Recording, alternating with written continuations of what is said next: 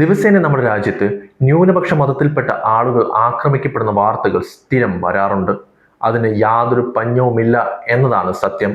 കണക്കുകൾ നോക്കുകയാണെങ്കിൽ പോലും ഒരു വർഷത്തിൽ എത്രത്തോളം ഹെയ്റ്റ് ക്രൈംസ് ഉണ്ടായിട്ടുണ്ടെന്നും നമുക്ക് മനസ്സിലാക്കാൻ സാധിക്കും. അതുപോലൊരു വാർത്തയാണ് ഇപ്പോൾ തലസ്ഥാന നഗരിയിൽ നിന്ന് വരുന്നത്. സ്വന്തം മകനെ വിദ്വേഷം പറഞ്ഞ് ആക്രമിച്ച അക്രമികൾക്കടുത്തേക്ക് പോയ ഒരച്ഛനെ വെടിവെച്ച് കൊന്ന വാർത്ത. വെറുമൊരു കൊലപാതകമല്ല ഇത്, മറിച്ച് വിദ്വേഷത്തിന്റെ പേരിൽ നടന്ന ദാരുണമായൊരു ക്രൂരതയാണെന്ന് കൊല്ലപ്പെട്ട മുഹമ്മദ് ഉമർദീന്റെ കുടുംബം ആരോപിക്കുന്നു. നന്നഗ്രയിലെ ആ തെരുവുകളിൽ നടന്നത് എന്താണെന്ന് നമുക്ക് വിശദമായി നോക്കാം. മുഹമ്മദ് ഉമർദീന്റെ 18ാം വിവാഹ വാർഷികമായിരുന്നു അന്ന്. വളരെ സന്തോഷത്തോടെ ഇരിക്കേണ്ട ആ വൈകുന്നേരം അദ്ദേഹത്തിന് വന്ന കോൾ മകന്റേതായിരുന്നു. എന്നെ ഇവർ തല്ലിക്കൊല്ലുന്നു എന്നാണ് ആ മകൻ പറഞ്ഞത്. ട്യൂഷൻ കഴിഞ്ഞ് മടങ്ങി വരികയായിരുന്ന തെസീമിനെ ഒരു സംഘം ആളുകൾ തടഞ്ഞു നിർത്തുകയായിരുന്നു. ഇവൻ സി ബ്ലോക്കിലുള്ളവനാണ്, ഇവനെ പിടിക്കൂ എന്ന് ആക്രോശിച്ചുകൊണ്ടായിരുന്നു മർദ്ദനം.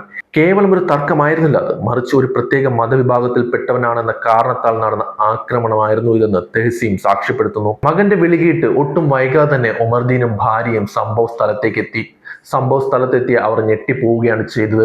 സ്വന്തം മകൻ കീറിപ്പറഞ്ഞ വസ്ത്രവുമായി തല്ലുകൊണ്ട് അവശനായി നിൽക്കുന്നു. ഇതിനെതിരെ ഉമർദീൻ ചോദ്യങ്ങൾ ഉന്നയിച്ചു. അപ്പോഴും അക്രമികൾ പിന്മാറാൻ തയ്യാറല്ലായിരുന്നു. വാക്കേറ്റത്തിനൊടുവിൽ പ്രതിയായ സുനിൽ എന്നയാൾ കൈവശമുണ്ടായിരുന്ന തോക്കെടുത്ത് ഉമർദീനെതിരെ വെടിയുതിർത്തു. ഉമർദീന്റെ നെഞ്ചിൽ തന്നെ വെടിയേറ്റു. തന്റെ കൺമുന്നിൽ ഭർത്താവ് ചോരയിൽ കുളിച്ചു വീഴുന്നത് ഭാര്യ റാബിയയ്ക്ക് നോക്കി നിൽക്കേണ്ടി വന്നു. ആശുപത്രിയിൽ എത്തിച്ചെങ്കിലും ജീവൻ രക്ഷിക്കാനായില്ല.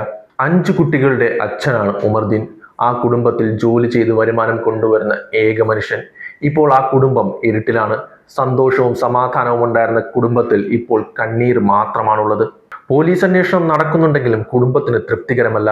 സുനിലിനെ മാത്രമാണ് പോലീസ് അറസ്റ്റ് ചെയ്തത്. എന്നാൽ മകനെ മർദ്ദിച്ച മറ്റാളുകളെ FIRൽ ഉൾപ്പെടുത്തിയിട്ടില്ല എന്ന് കുടുംബം ആരോപിക്കുന്നു. വിദ്വേഷ കുറ്റകൃത്യങ്ങളെ നിസ്സാരവൽക്കരിക്കാനുള്ള ശ്രമമാണോ നടക്കുന്ന ചോദ്യം ശക്തമായി വരുന്നുണ്ട്.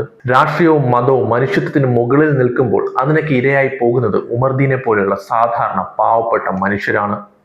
എന്നും ന്യൂനപക്ഷ മതവും ന്യൂനപക്ഷ ജാതിയിൽപ്പെട്ട ആളുകളും ഇന്ത്യയിൽ അതിക്രൂരമായി ആക്രമിക്കപ്പെടുന്നുണ്ട്. ഇതിനൊരു അറുതി വരുത്താനായി നമ്മുടെ സിസ്റ്റത്തിന് ഇതുവരെയും സാധിച്ചിട്ടില്ല എന്നത് വലിയൊരു പരാജയം തന്നെയാണ്. നമ്മൾ എന്തുമാത്രം വികസിതം എന്ന് പറഞ്ഞാലും ഇതൊക്കെ നടക്കുന്ന രാജ്യം വികസിതമാണോ എന്ന ചോദ്യം ഉയരുക തന്നെ ചെയ്യും.